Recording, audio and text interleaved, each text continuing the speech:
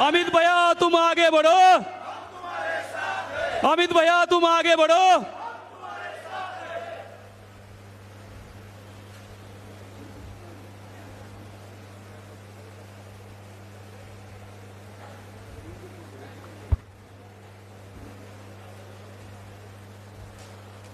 धाराशिव लोकसभेच्या निवडणुकीच्या प्रचारासाठी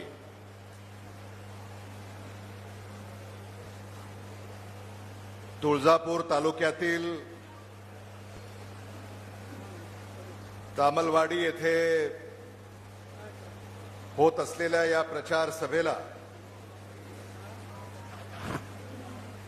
ज्यांचे विचार आपण नुकतेच ऐकले ते काँग्रेस पक्षाचे ज्येष्ठ नेते आदरणीय विलासराव देशमुख साहेबांचे स्नेही महाराष्ट्राचे माजी मंत्री आदरणीय मधुकरराव चव्हाण साहेब, आज खास करून ओमराजे निंबाळकरांना शुभेच्छा देण्यासाठी उपस्थित असलेले आदरणीय विलासराव देशमुख साहेबांचे जिवलग मित्र काँग्रेस पक्षाचे ज्येष्ठ नेते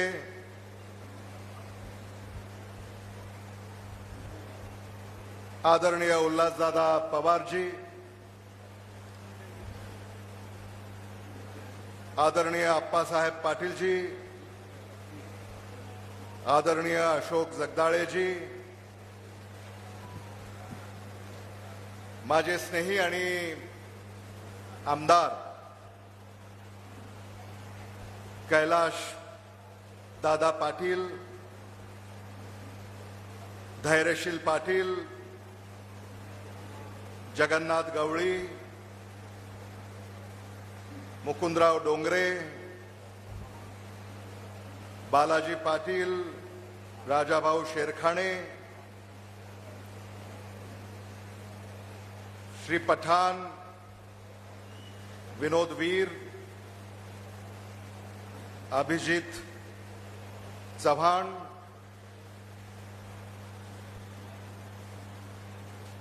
ज्यांच्यासाठी आपण या ठिकाणी एकत्रित आलेले आहोत ते महाविकास आघाडीचे शिवसेना उद्धव बाळासाहेब ठाकरे पक्षाचे अधिकृत आणि आपले लाडके उमेदवार ओमराजे निंबाळकर, सन्माननीय व्यासपीठ,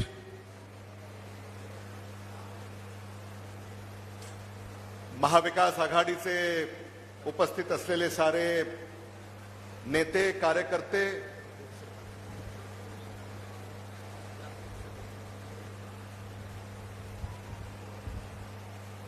ज्यांनी या मेळाव्याचं आयोजन करण्यासाठी पुढाकार घेतला ते माझे स्नेही धीरज पाटील आणि त्यांचे सारे सहकारी, मतदार बंधू भगिनी, पत्रकार आणि मित्रांनो,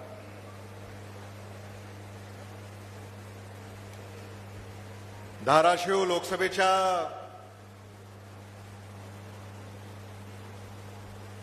निवडणुकीसाठी आपण सारे आज या ठिकाणी एकत्रित आलेले आहोत।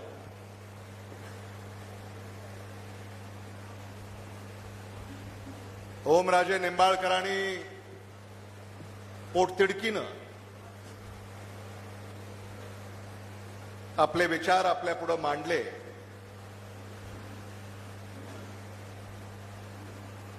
ओमराजे, तुमचं जेवढं कौतुक करावं तेवढं कमी आहे। इथं आल्यानंतर तुमच्या मतदारामध्ये जो उत्साह मला पाहायला मिळतोय तो उत्साह तुमच्या विजयाची नांदी आहे असं मी म्हणालो तर ते चुकीचं होणार नाही. उल्हास दादा, शिवसेना काय आहे हे आज तुम्ही धाराशिवमध्ये पाहिलं.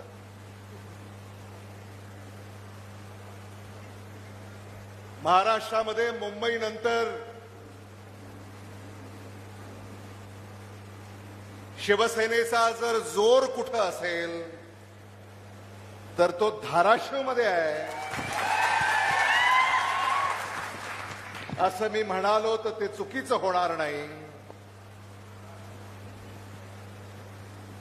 आणि आजवर मला याचं नेमकं काय कारण आहे लक्षात आलं नाही. ओमराजे यांचं भाषण ऐकल्यानंतर आज आमच्या डोक्यामध्ये प्रकाश पडला. ओमराजे यांनी धाराशिवमध्ये एवढे पॉवर ट्रान्सफॉर्मर उभे केलेले आहेत, त्याचा सगळा करंट हा इथंच दिसतोय मला.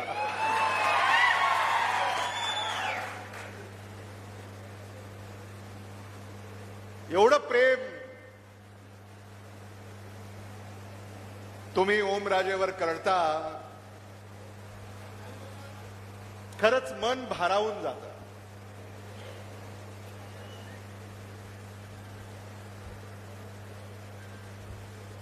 आपल्या घरातला सदस्य आहे असं वाटावं असे आपले उमेदवार आहेत.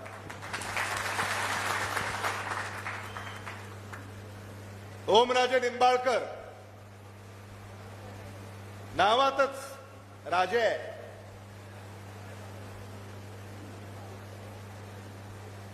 पण मी त्याला वेगळ्या अर्थानं पाहतो.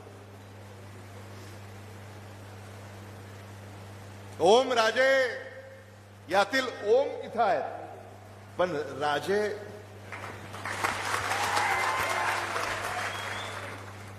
समोर बसलेले आहेत.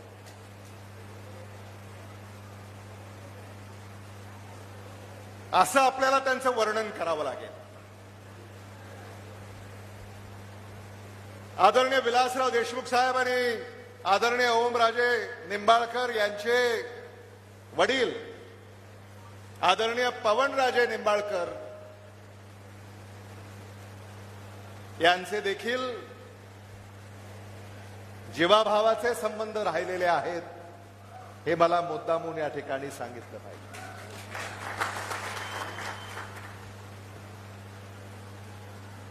उस्मानाबाद आणि लातूर, लातूर आणि उस्मानाबाद हे नातं काही नवं नाही. खरं म्हणजे आज मी आपल्या मूळ जिल्ह्यामध्ये आलोय अशी भावना माझ्या मनामध्ये येते.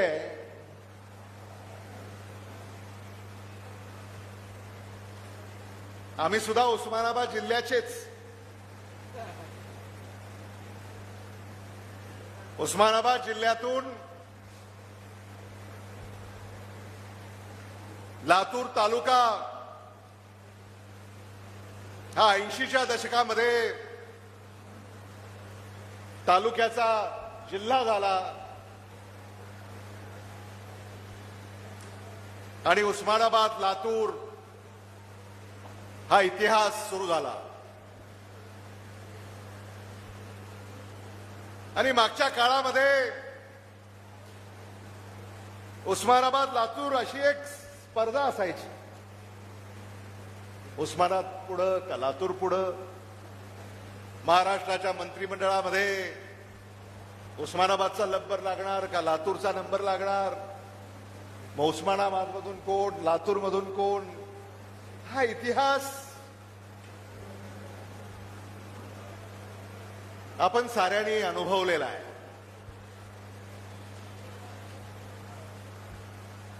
आणि गेली अनेक दशकं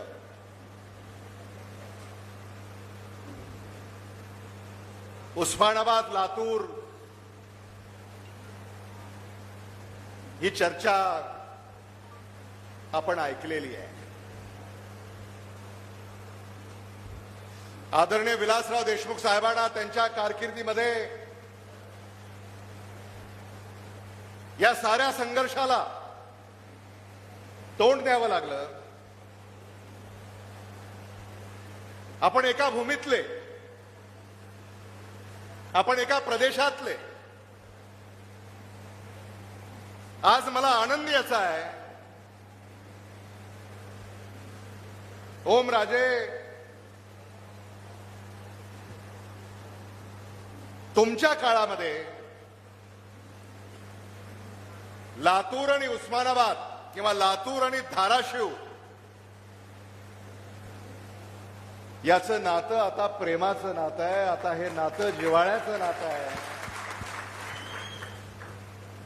हा बदल झालेला आहे आणि हा बदल शुभचिन्ह आहे असं मी म्हणालो तर ते चुकीचं होणार नाही. आदरणीय मधुकरराव चव्हाण साहेब, तुम्ही याचे साक्षीदार आहात. ते काँग्रेसचं नेतृत्व करत आलेले आहेत, पण या आघाडीच्या राजकारणामध्ये किंबहुना आघाडीच्या राजकारणाच्या पूर्वी देखील उस्मानाबाद जिल्ह्यामध्ये जी स्पर्धा राजकीय असत त्याचा तोटा तुम्हालाही बसलेला आहे.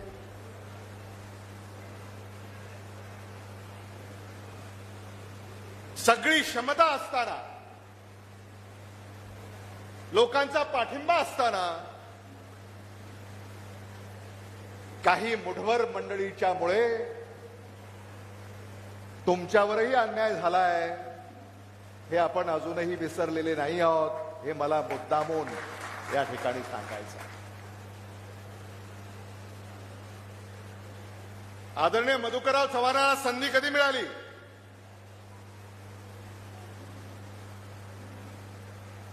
खरं तर महाआघाडीच्या सरकारमध्ये तुम्ही मंत्रीच व्हायला पाहिजे.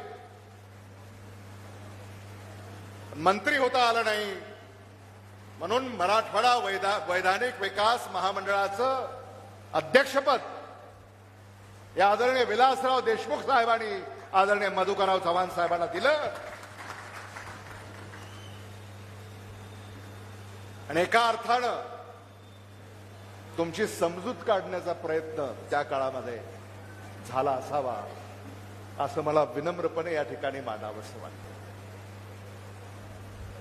उर्वरित महाराष्ट्र वैधानिक विकास महामंडळ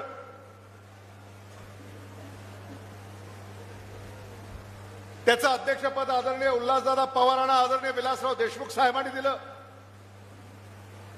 हा काळ आपण अजूनही विसरलेले नाही आहोत. आणि आदरणीय मधुकरराव चव्हाण साहेबांची या सभेला उपस्थिती म्हणजे ओमराजे निंबाळकर तुमच्या पाठीशी, त्यांचा आशीर्वाद हा खंबीरपणे उभा करण्यासाठी ते या ठिकाणी उपस्थित झालेले आहेत.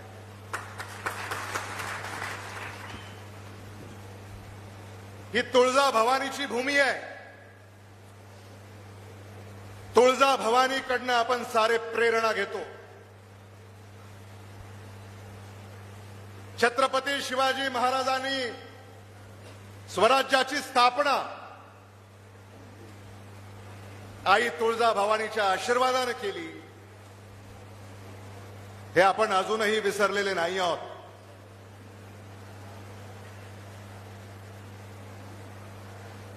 आणि म्हणून तुळजापूर, धाराशिव इथे मला छत्रपती शिवाजी महाराजांचे मावळे जसे होते तसे मावळे या लढ्यामध्ये पुढाकार घेत असताना दिसतायत. आणि त्याचं जेवढं कौतुक करावं तेवढं कमी आहे. समोर खूप मोठी फौज आहे. एक मुख्यमंत्री, दोन मुख्यमंत्री, अनेक मंत्री, खूप मोठी फौज आहे. पण ओमराजे तुमच्या आणि तुमच्या कार्यकर्त्यांच्या गनिमी काव्याच्या पुढं ही सगळी फौज ही निकामी ठरेल याबद्दल माझ्या मनामध्ये कसली शंका नाही. आपल्या हक्काचा माणूस आपल्याला भारताच्या सर्वोच्च सभागृहामध्ये निवडून पाठवायचा आहे. तुम्ही त्यांना निवडून दिलं. 5 वर्ष इमाने इतबारे त्यांनी तुमची सेवा केली. महाविकास आघाडीच्या सरकारमध्ये तत्कालीन मुख्यमंत्री उद्धव बाळासाहेब ठाकरे यांच्या मंत्रिमंडळामध्ये मला वैद्यकीय शिक्षण आणि सांस्कृतिक कार्य मंत्री म्हणून काम करण्याची संधी मिळाली. आणि त्या कार्यकाळामध्ये ओमराजे निंबाळकर असतील, कैलाश पाटील असतील, यांनी तुमचं लोकप्रतिनिधित्व करत असताना सातत्यानं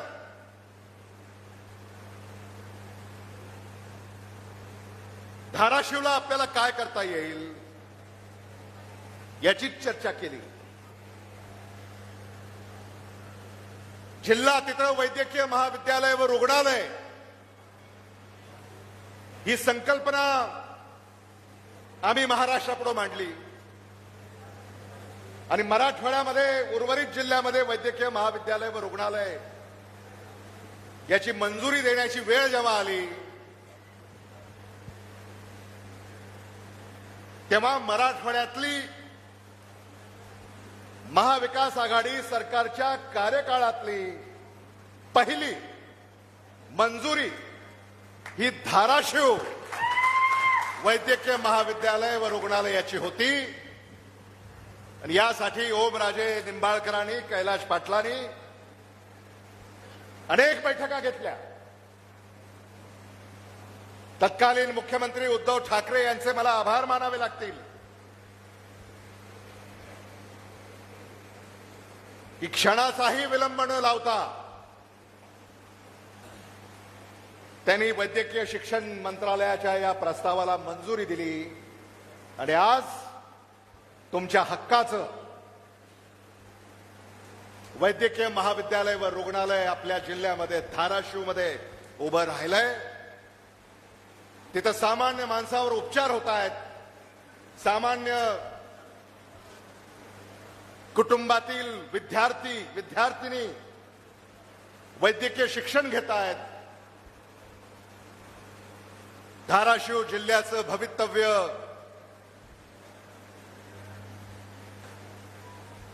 उज्ज्वल करणारी एक व्यवस्था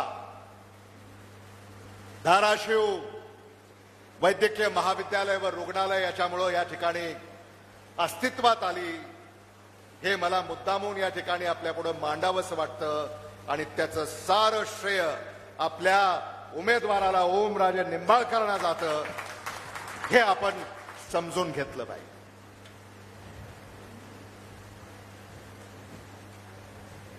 ओमराजे निंबाळकरांनी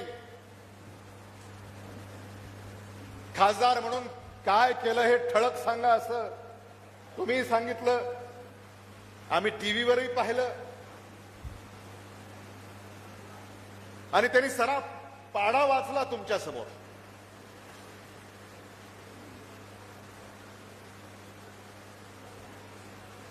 एवढं काम ओमराजे निंबाळकरांनी या ठिकाणी केलेलं आहे. आणि या कामाची पावती आपल्याला येत्या 7 मे रोजी द्यायची आहे. हे पक्क आपल्या डोक्यामध्ये लक्षात ठेवलं पाहिजे. भारतामध्ये सत्ताधाऱ्यांच्या विरोधामध्ये हवा आहे. महाराष्ट्रामध्ये सत्ताधाऱ्यांच्या विरोधामध्ये हवा आहे. आणि या हवेचा जोर मराठवाड्यामध्ये अधिक आहे. आणि त्याही पेक्षा अधिक या हवेचा जोर धाराशिव मध्ये आहे, हे मला आपल्याला सांगायचं. मराठवाड्यामधल्या 8 जागा, 8 पैकी 8 जागा महाविकास आघाडी जिंकणार.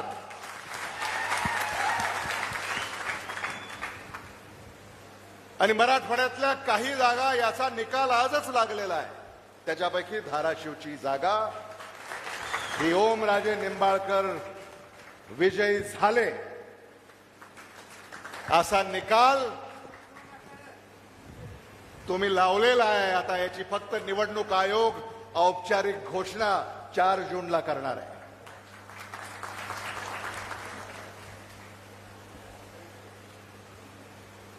धाराशिवला आपल्याला आणखी योजना आणायच्यात. मराठवाड्याच्या हक्काचं 21 टीएमसी पाणी जे आदरणीय विलासराव देशमुख साहेबांनी मंजूर केलं, आदरणीय मधुकरराव चव्हाण साहेबांनी त्याचा पाठपुरावा केला, परिश्रम घेतले आणि आदरणीय मधुकरराव चव्हाण साहेबांनी सांगितलं 21 टीएमसी पैकी फक्त 7 टीएमसी पाणी आजवर आलेलं आहे. आणि म्हणून उर्वरित 16 टीएमसी पाणी ओमराजे येणाऱ्या काळामध्ये हे आपल्याला आणावं लागेल.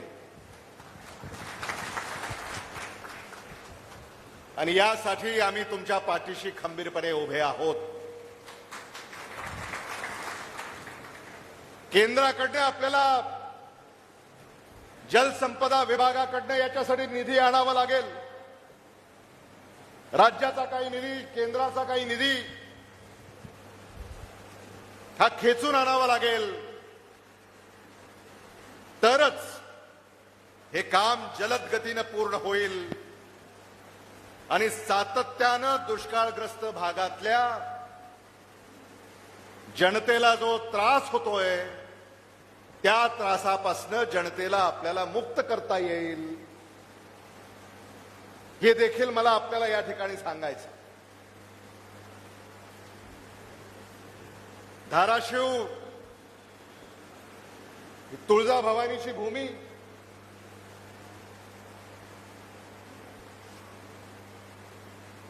छत्रपती शिवाजी महाराजांनी स्वराज्याची शपथ इथेच घेतली. आणि काय जादू आहे या भूमीमध्ये. आता सौर ऊर्जेसाठी धाराशिव जिल्हा हा क्रमांक 1 चा जिल्हा आहे असं म्हणतात.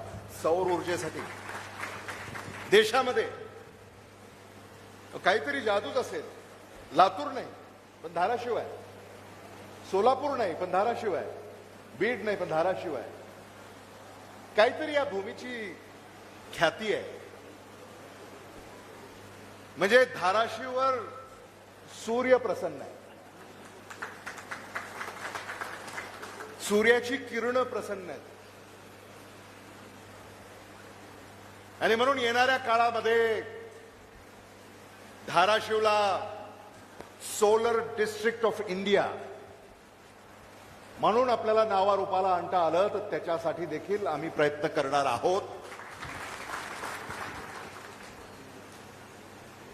विजेचे दर आता खूप वाढत चाललेले आहेत आणि ओमराजे एकदा धाराशिव जर solar district of India, solar district of Maharashtra जर झाला तर या सोलर एनर्जीवर उभे राहणारी कारखानदारी इथं धावत पळत येईल. कारण आता सौर ऊर्जा ही फक्त 3 रुपये प्रति युनिट आहे आणि कोळशावरची वीज 17 रुपये, 15 रुपये, 13 रुपये असे त्याचे दर आहेत. आणि म्हणून आता उद्योजक देखील कोळशाची वीज आता घेत नाहीयेत आणि सौर ऊर्जेची वीज ते घेत आहेत. हा बदल होत चाललेला आहे आणि म्हणून येणारा काळ हा धाराशिवचा आहे असं मी म्हणालो तर ते चुकीचं होणार नाही. महाविकास आघाडीचं सरकार या महाराष्ट्रामध्ये येणार. उल्हासदादा, आपण काळ्या दगडावरची पांढरी रेग आहे असं आजपर्यंत म्हणत होतो, पण आता त्याच्यात बदल झालेला आहे. महाराष्ट्रामध्ये महाविकास आघाडीचं सरकार येणार, ही काळ्या दगडावरची भगवी रेग आहे. नव्या उपमा आता लोक देत आहेत.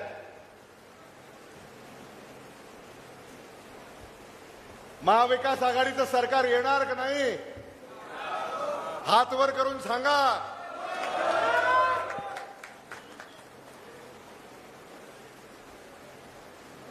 लोकसभेच्या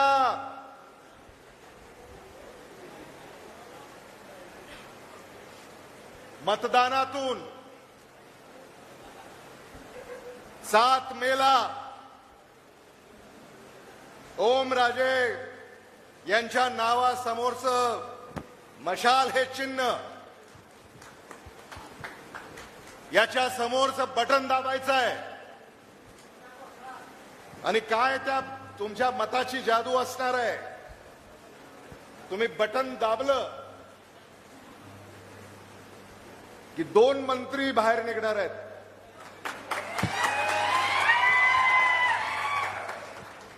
2 मंत्री, भारत सरकारचे मंत्री ओमराजे निंबाळकर, महाराष्ट्र सरकारचे मंत्री कैलाश पाटील.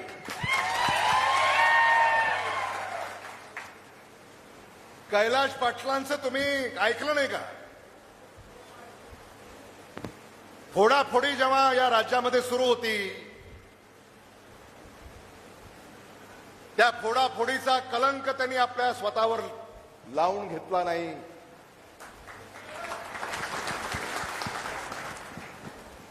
आणि मग ओमराजे महाराष्ट्रामध्ये महाविकास आघाडी सरकार आल्यानंतर आदरणीय उद्धव बाळासाहेब ठाकरे नेहमीच सच्च्या शिवसैनिकाबद्दल भाष्य करतात. आदित्य ठाकरे सच्च्या शिवसैनिकाबद्दल भाष्य करतात. मग या सच्च्या शिवसैनिकाला आपल्याला महाराष्ट्रामध्ये न्याय द्यावा लागेल.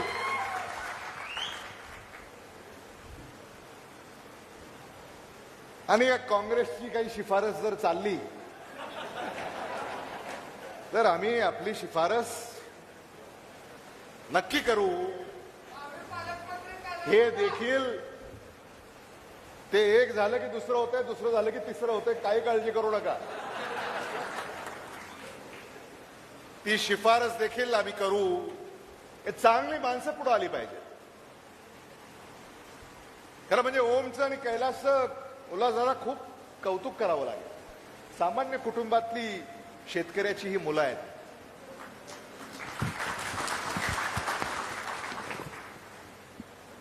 सामान्य माणसाच्या हक्कासाठी लढतायत.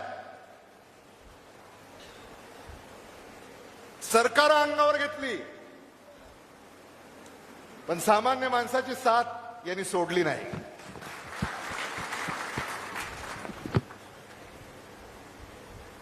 म्हणजे छत्रपती शिवाजी महाराजांना जे अभिप्रेत आहे ते यांच्यामध्ये आपल्याला पाहायला मिळतं. संविधानाचं रक्षण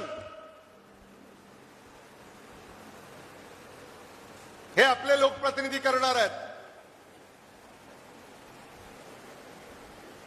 येणाऱ्या काळामध्ये जर हे सत्तेत राहिले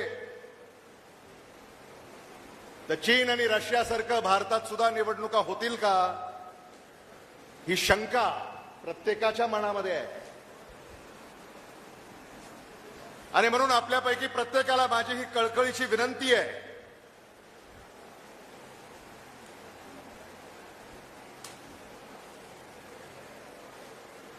की या निवडणुकीमध्ये तुमच्यापैकी प्रत्येकाला भूमिका बजावायची आहे. तुमच्यापैकी प्रत्येक जण ओमराजे निंबाळकर आहे हे समजून कामाला लागायचं आहे.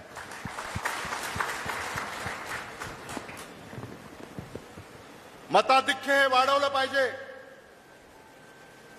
मतदानाची टक्केवारी वाढवली पाहिजे. धाराशिव लोकसभेमध्ये असा एकही विधानसभा मतदारसंघ असता कामा नये जिथं ओमराजे निंबाळकरांना लीड नाही.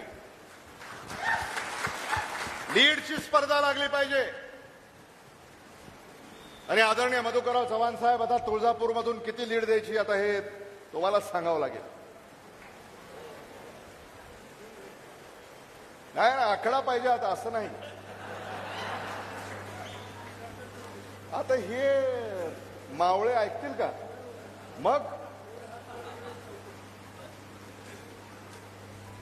आदरणीय मधुकरराव चव्हाण, आप्पासाहेब पाटील, जगदाळे, बघा आता हे तुम्ही सारं करू शकता.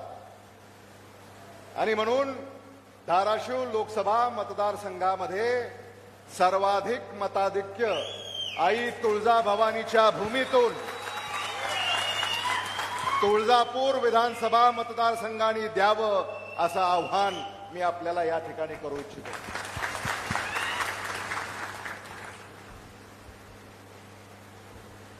हे नाही केलं तर मग काय केलं?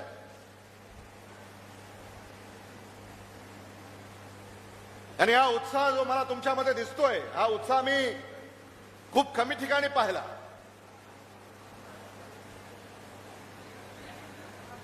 आज अगदी अल्प अवधीच्या सूचनेवरनं आपण या ठिकाणी एवढ्या मोठ्या संख्येनं एकत्रित झाला, याबद्दल आपल्या सगळ्यांचे मी मनापासून आभार व्यक्त करतो. बोलण्यासारखं खूप आहे, पण सारे मुद्दे आपल्या पुढं मांडण्यात आलेले आहेत.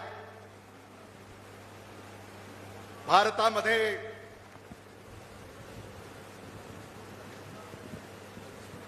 सत्ताधाऱ्यांच्या पायाखालची वाळू ही घसरत चाललेली आहे. त्यांना 400 पार हा जो काही आकडा ते सारखं टीव्हीवर येतंय रोज, काही खरं नाही.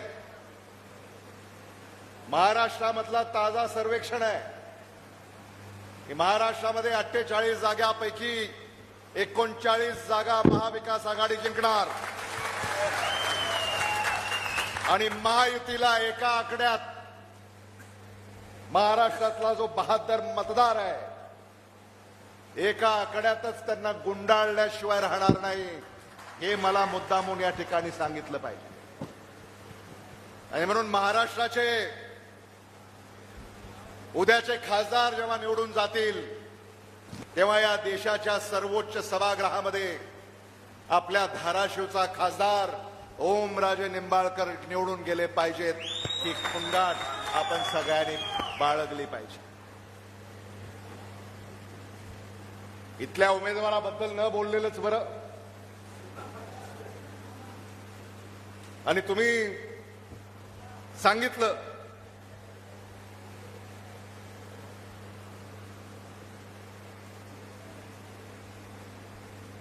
त्यांच्या बाबत सत्तेतून पैसा, पैशातून सत्ता, या पलीकडे यांनी कधी कसला विचार केला नाही. मगाशी कोणीतरी म्हणालं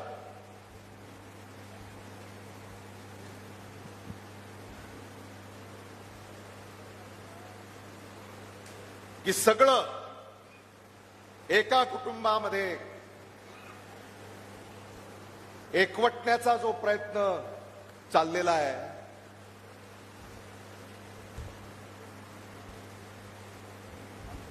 हे सामान्य माणसाला मान्य होत नाही.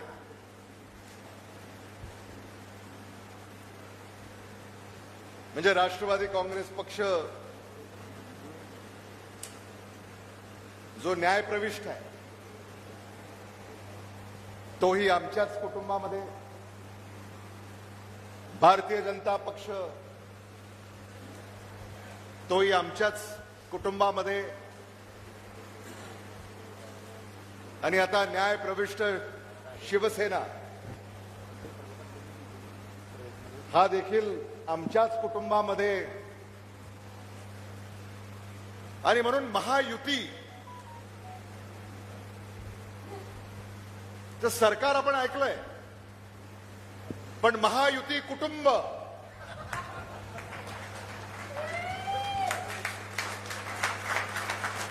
महायुती कुटुंब हे इथंच याचा साक्षात्कार आपल्याला झालेला आहे. आणि मग अशा स्वार्थी मंडळीच्या पाठीशी उभं राहायचं का, हा खरा सवाल आहे.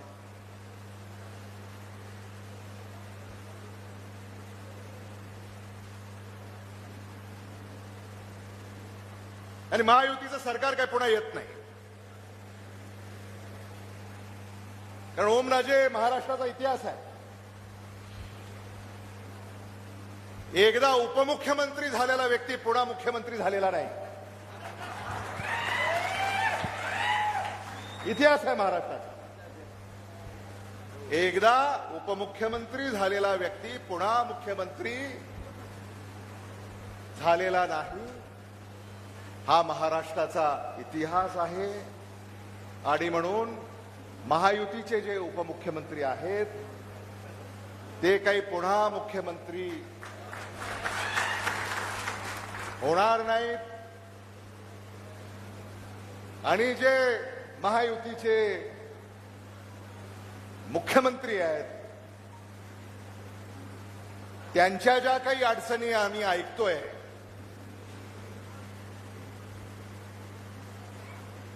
त्यांना जे कचाट्यात पकडण्याचा प्रयत्न झालेला आहे,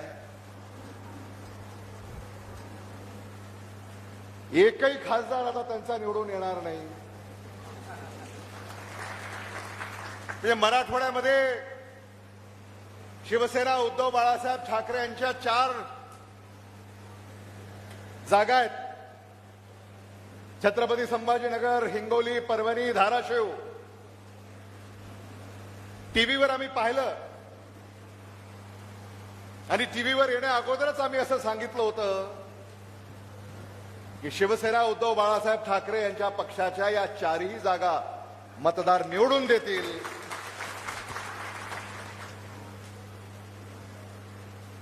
आणि म्हणून पुन्हा मुख्यमंत्री सुद्धा काही.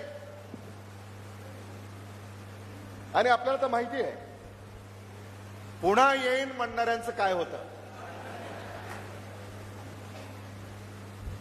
त्यामुळे ते देखील येतील असं वाटत नाही.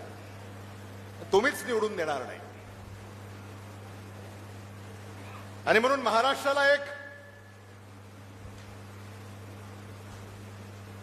नव्या पहाटेची महाराष्ट्र वाट पाहतोय. आणि ती तुम्हाला साकारायची आहे. मुख्यमंत्री कसे असावेत?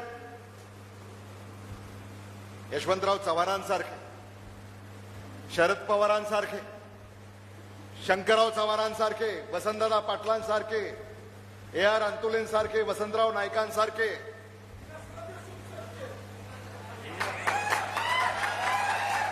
ते मला माहित होतं, पण ओमराजे कडनं आज मी बऱ्याच गोष्टी शिकलोय. म्हणून त्यांना लक्षात आहे का नाही म्हणून मी ते नाव अगोदर घेतलं नाही. याचा अर्थ ही सभा जिवंत आहे.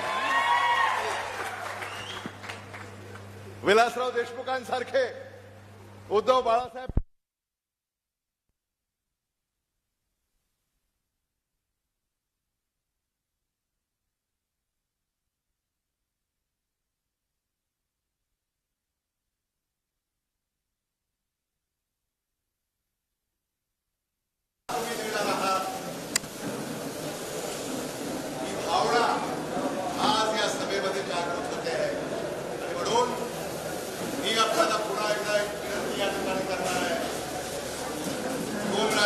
यांनी जे काही मुद्दे मांडले त्या सगळ्या मुद्द्यांची उत्तरं ही काँग्रेस पक्षाच्या जाहीरनाम्यामध्ये आहेत. राहुल गांधी यांनी तो जाहीरनामा काँग्रेसचं गॅरंटी कार्ड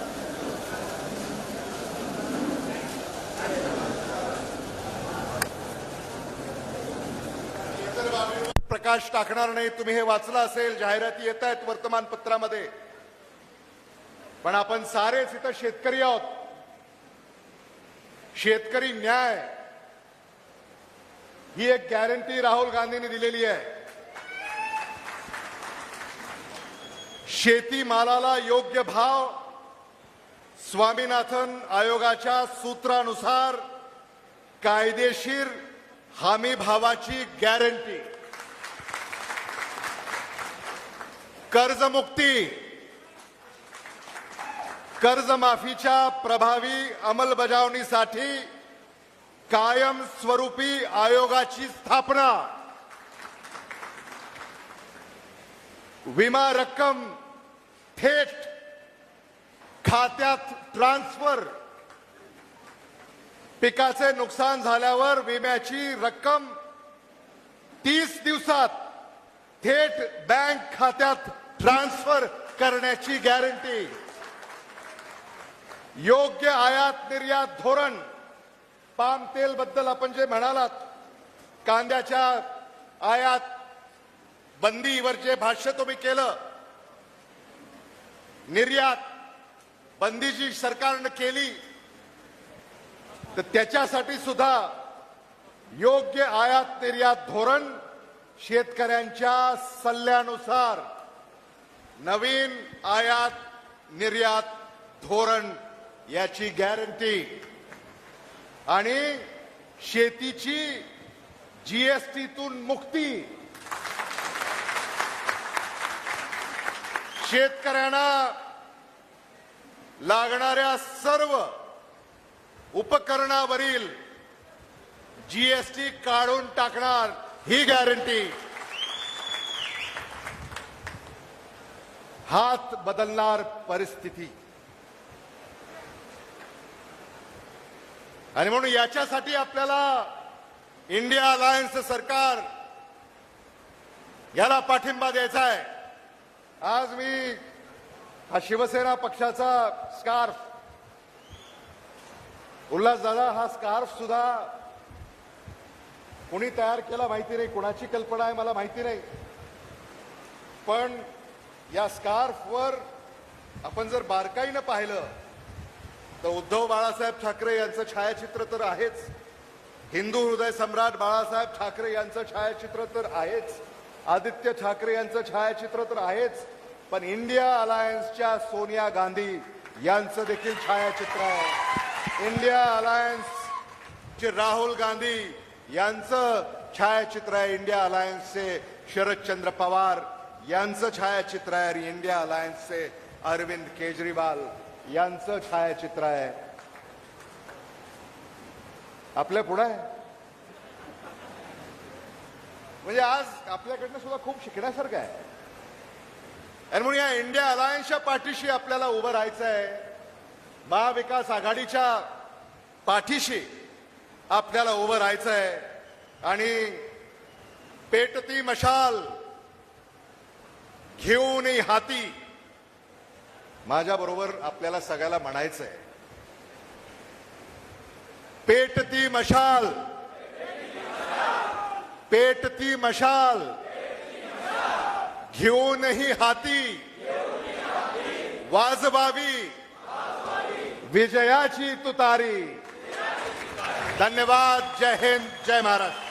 धन्यवाद भैयाजी. खूप मोलाचं मार्गदर्शन या ठिकाणी आपण असंख्य कार्यकर्त्यांना केला. एक छोटासा पक्ष प्रवेश.